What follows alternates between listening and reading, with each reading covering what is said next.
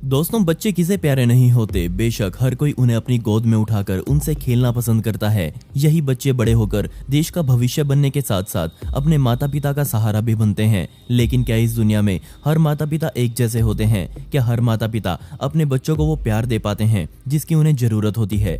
आज मैं आपको दो लड़कियों की सच्ची कहानियां बताने वाला हूँ, जिनको देखकर आपका इस दुनिया से विश्वास उठ जाएगा। और हाँ, रुमाल अपने पास रखें, क्योंकि रोना आपको भी आने वाला है। हमारी पहली कहानी है एक छोटी बच्ची की, जिसने अपने अंतिम समय तक अच्छी जिंदगी को पाने की चाह नहीं छोड़ी। ये कहानी है जिसे हर किसी को सुनना चाहिए। एक रुला देने वाली सच्ची कहानी गिज़ेल फोर्ड नामक एक छोटी सी बच्ची की। इसके बारे में जानने के बाद आप यही कमेंट करेंगे कि काश ये कहानी झूठी होती, लेकिन बदकिस्मती से ये सब कुछ सच में हुआ। हम सभी मानते हैं कि बच्चों को हमेशा हंसता खेलता दिखना चाहिए, और सभी बच्चों की तरह 8 साल की गिज़ेल भी एक अच्छी संस्कारी और उम्मीदों से भरी हुई बच्ची थी। उसे स्कूल जाना, नए दोस्त बनाना बेहद पसंद था। इस उम्र के बच्चों में आदत होती है कि वो अपनी एक खुद की डायरी लिखते हैं। वो डायरी उस बच्चे के सभी सीक्रेट्स अपने अंदर दबा कर रखती है। लेकिन बदकिस्मती से गिज़ेल की डायरी की लाइंस में सिर्फ अच्छी और प्यार भरी बातें ही नहीं लिखी हुई थी, क्योंकि उसमें ऐसी ऐसी बातें लिखी थी जिसे सुनकर मेरा भी दिल दहल गया। 12 जुलाई 2013 के दिन गिज़ेल ऑस्टिन टेक्सास में बने अपने दादी के घर में मरी हुई पाई गई। देखने वालों के लिए ये सच में हिला देने वाला सीन था। असल में उस बच्ची को बुरी तरह से मारा पीटा गया था। उसकी कलाई पर कई दिनों तक बांध कर रखने के निशान मौजूद थे, और सबसे बुरा उसकी पीठ पर एक गहरा घाव बना हुआ था जिसमें कीड़े तक चल रहे थे। बेशक ये घाव बहुत पुराना था, तब भी उसमें कीड़े पड़ चुके थे। अब जरा सोच कर देखिए, सिर्फ 8 साल की एक बच्ची को ये सब सहना पड़ा होगा, बजाय बाहर घर के खेलने कूदने के। ये कहानी सबके लिए आंखें खोल देने वाली थी। ऐसी घटनाएं दुनिया में होती रहती हैं और बच्चे इसका शिकार बनते रहते हैं। गिज़ेल को गुजरने के 2 महीने पहले उसके 2 छोटे भाई बहनों को उसके पिता के पास भेज दिया गया था, जिसका नाम एंड्रे था। वैसे गिज़ेल की दादी ये थी और इनका नाम हेलेन था। गिज़ेल के पिता एंड्रे की दिमागी हालत ठीक नहीं थी, इसलिए उसको कभी भी अकेला नहीं छोड़ा जाता था। उसकी पत्नी के जाने के बाद अब वो हेलेन ही थी जो अपने बेटे एंड्रे का ध्यान रखती थी। बाहर से देखने पर यह घर बिल्कुल एक आम सा दिखता था, लेकिन गिज़ेल की डायरी के पन्ने इस घर की दशा कुछ और ही बोल रहे थे। ये डायरी ही उसकी एकमात्र सहारा थी। हर रोज उसकी दादी द्वारा गिज़ेल को सजा दी जाती थी, वो भी बिना किसी कसूर के। उसकी दादी उसे मजबूरन ऐसी ऐसी अवस्थाओं में घंटों खड़ा रखती थी जिसमें आप या मैं कुछ मिनटों तक भी ना टिक सके, जैसे कि एक पैर पर घंटों तक खड़े रहना, साथ ही उसके मुंह से आवाज ना निकले। इसके लिए उसकी दादी गिज़ेल के मुंह में गंदी जुराबें ठूस कर रखती थी। उसे बुरी तरह से पीटा जाता था। बिना खाना पानी के कई कई दिनों तक रखा जाता था। अपनी जान बचाने के लिए गिज़ेल को बाथरूम में जाकर नल से पानी पीना पड़ रहा था। कई बार उसे उसके बाद से ही कई कई दिनों तक बांध दिया जाता था। इतना सब एक बच्चे के द्वारा सहने के बाद भी गिज़ेल अपनी जिंदगी सही होने की कामना कर रही थी। वो हर रोज अपनी डायरी में अपने साथ हुई घटनाओं के साथ साथ ये भी लिखती थी कि जल्दी ही उसकी जिंदगी सुधर जाएगी और वो भी खेल कूद सकेगी। इस बच्चे ने अपने लिए सपने देखे थे। उसने कहा था कि उसे अपने भाई बहनों के साथ टीवी देखना बहुत पसंद है। लेकिन कुछ दिनों बाद डायरी फिर से लिखी गई और फिर उन पन्नों में मारपीट का जिक्र किया गया। अपनी जिंदगी के अंतिम दिनों में लिखे गए पन्नों पर कहीं भी प्यार नहीं दिख रहा था। बस कुछ था तो वो दर्द था जो उसके ही बाप और दादी द्वारा उसे दिया जा रहा था।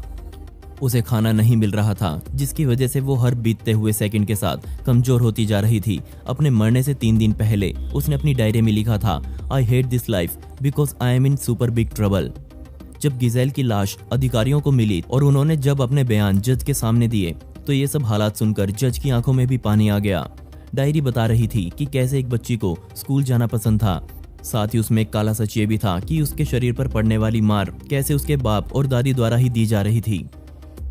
इन दोनों को बाद में गिरफ्तार कर लिया गया और दोनों को उम्र कैद की सजा सुनाई गई। अपनी सजा काटते हुए पिता एंड्रे की मौत हार्ट अटैक से हो गई। उसकी दादी अभी भी जेल में है। अगर पड़ोसियों को भी इस घर में हो रहे जुर्म की भनक लग जाती तो गिज़ेल को बचाया जा सकता था, लेकिन बदकिस्मती से किसी को इसकी खबर नहीं हुई और एक बच्ची कुछ ऐसी मौत मारी गई जिसकी कोई कल्पना नहीं कर सकता। रुके रुके, अभी वीडियो खत्म नहीं हुई है। और दोस्तों, अब आप मुझसे इंस्टाग्राम पर जुड़कर मुझसे डायरेक्ट बात कर सकते हैं, जहां पर मैं आप सभी के सवालों के जवाब देने वाला हूं और साथ में आपसे बहुत सारी बातें करने वाला हूं। तो स्क्रीन पर दिख रही आईडी पर या फिर डिस्क्रिप्शन में दी गई आईडी पर जाकर मुझे वहां फॉलो कर सकते हैं। इसमें आपका ज्यादा समय नहीं लगेगा और मुझे आपसे बात करना सच में बहुत पसंद आएगा। एक छोटी सी चाइनीज बच्ची को स्पेनिश जोड़े द्वारा गोद लिया गया, जिसका नाम रोजारियो पोर्टो और अल्फोंसो बेस्ट्रा था। और इसके बाद शुरू होती है दिल दहला देने वाली कहानी। बात करते हैं जून 2001 की, जब इस जोड़े ने मिलकर ये सोचा कि क्यों ना एक बच्चा गोद लिया जाए। इनके देश में बच्चे पैदा करने के अनुपात बहुत ही कम होते जा रहे थे। वहाँ सिर्फ कुछ ही अनाथ बच्चे थे जो एक नए घर की तलाश कर रहे थे। लेकिन किस्मत से इस जोड़े के पास इतना पैसा था कि वो किसी और देश से बच्चा गोद लेकर आ सकते थे। इसलिए रोजारियो और अल्फोंसो दोनों जहाज में बैठकर चाइना आए, जहां उनको सिर्फ 9 महीने की असुंता फोंगिए मिली। गरीब घर में पैदा होने की वजह से इसके माँ बाप ने इसे लावारिस छोड़ दिया। बदकिस्मती से अब ये बच्ची एक आम बच्चे से बहुत ज्यादा पतली थी, लेकिन इस नए जोड़े ने उसे हॉस्पिटल में भर्ती करवाया और सिर्फ 2 हफ्ते बाद वो फिर से अब अपने माता पिता के हाथों में थी। इसके बाद ये जोड़ा और बच्ची हजारों मील दूर वापिस अपने घर आ गए। असुंता के लिए ये जिंदगी बहुत अलग होने वाली थी। सबसे पहले तो वहाँ के लोकल लोग इस बच्ची को बहुत अजीब तरीके से देख रहे थे, लेकिन फिर भी उसने सब सहते हुए अपने आप को संभाला और खुद के शरीर को नॉर्मल किया। ऐसा लग रहा था कि असुंता के नए माता पिता उसके लिए कुछ भी करने को तैयार हैं। वो इन लोगों से मिलकर बहुत खुश थी। असुंता ने अपनी पहली गर्मी उस देश में नए माता पिता के साथ बिताई। लेकिन फिर 21 सितंबर 2001 का दिन आया। रोजारियो और अल्फोंसो सुबह 10:17 पर सैंटियागो के एक डिप्यूटी स्टेशन पर पहुंचते हैं। इसी बीच असुंता घर से गायब हो जाती है। रोजारियो ने कहा कि असुंता कई घंटों से घर में अकेली थी, क्योंकि उसके पति काम पर थे और वो खुद अपने रिश्तेदार के घर गई हुई थी। और जैसे ही रोजारियो घर आई तो उसे असुंता कहीं नहीं मिली। इसके बाद उसने अल्फोंसो को कॉल किया और दोनों ने पुलिस के पास जाने का सोचा। इसके बाद एक ट्रक ड्राइवर जो कि हाईवे से जा रहा था, उसने देखा कि एक बच्ची की लाश सड़क के किनारे पड़ी है। 2 दिन बाद असुंता का अंतिम संस्कार कर दिया गया। लेकिन अब वो हुआ जो किसी ने सोचा नहीं था। पुलिस ने तुरंत रोजारियो को शक के आधार पर गिरफ्तार किया। पुलिस ने कहा कि रोजारियो ने थाने में आते ही कहा था कि वो अपने रिश्तेदार के घर अकेली गई थी, लेकिन सीसीटीवी फुटेज में उसकी गाड़ी में असुंता को भी देखा गया था। इसके बाद रोजारियो ने कहा कि स्ट्रेस की वजह से उसे कुछ याद नहीं है और अगले ही दिन पुलिस अल्फोंसो को भी उठाकर ले आई। इसके बाद जांच शुरू हुई। बाहर से खुश दिख रहा ये परिवार अपने अंदर डरावने सच दबाकर बैठा हुआ था। अगले 2 सालों तक स्पेनिश मीडिया में इस केस के बारे में बातें चली और फाइनली 1 अक्टूबर 2015 के दिन इस केस का निर्णय आया।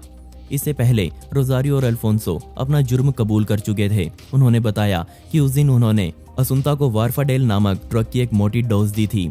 ये एक ऐसी ड्रग थी जो अल्फोंसो आमतौर पर लेता रहता था। इसके बाद एक 15 साल की लड़की ने अपने बयान में कहा कि उस दिन अल्फोंसो और असुंता एक साथ बाहर निकले थे। इन दोनों ने मिलकर उस बच्ची को नशा करवाया और इसके बाद उसे मारकर हाईवे के पास फेंक दिया। इन दोनों को 18 सालों की गैर जमानती सजा सुनाई गई। लेकिन अब सवाल था कि एक जोड़ा क्यों इतनी दूर से एक बच्ची को गोद लेकर आएगा, उस पर खर्चा करेगा और बाद में उसे ऐसे मार देगा। इसका जवाब था स्मगलिंग। ये जोड़ा स्पेन के मजे हुए ड्रग स्मगलर थे और आमतौर पर आपको भी पता है कि बच्चों की तलाशी लेते समय पुलिस भी दया कर देती है। उन्होंने इस छोटी सी बच्ची का इस्तेमाल किया और जैसे ही वो मकसद पूरा हुआ, उन्होंने असुंता को मौत की नींद सुला दिया।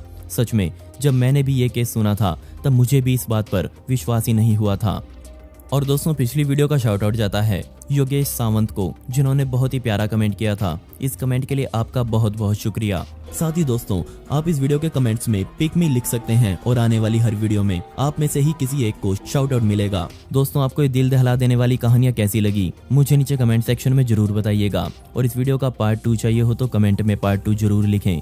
ऐसी ही इंटरेस्टिंग वीडियोस देखने के लिए मिस्टीरियस दुनिया को अभी सब्सक्राइब करें।